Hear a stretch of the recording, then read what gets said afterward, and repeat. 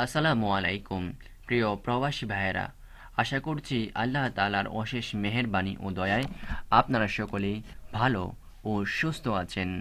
আজকে আমাদের আলোচ্য বিষয় হচ্ছে বর্তমানে রোমানিয়ায় ভিসার খবর এবং ২০২২ সালে রোমানিয়ার জন্য প্রবাসী ভাইদের জন্য একটা বিশেষ খবর রয়েছে।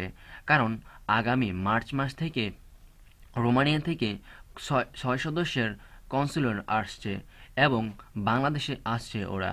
এর জন্য তারা যাচাই বাছাই করে প্রবাসী ভাইদের ভিসা দেবে এবং ভিসার কার্যক্রম চালু করবে বলে ধারণা করা হচ্ছে। বর্তমানে করোনা মহামারীর মধ্যেও অনেক দেশ ভিসা জটিলতা শিথিল করেছে।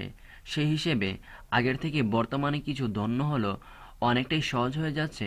কারণ এইভাবে তো আর আটকে রাখা যায় না। সমস্ত বিবেচনা করেই বিভিন্ন দেশের সরকার তারা বাণিজ্যিকভাবে ব্যবসা পরিচালনা করার জন্য কিছুটা হলেও শুটিং করতে চাচ্ছে। তাই আশা করা যাচ্ছে দ্রুতই ভিসা জটিলতা কাটিয়ে ওঠা যাবে।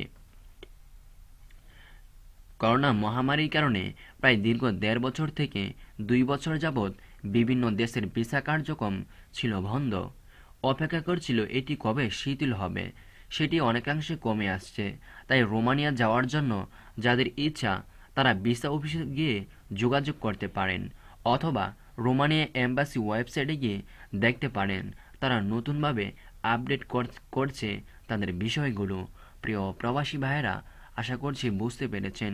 নিশ্চয়ই যদি বুঝতে পারেন অবশ্যই আপনাদের ভালো হবে।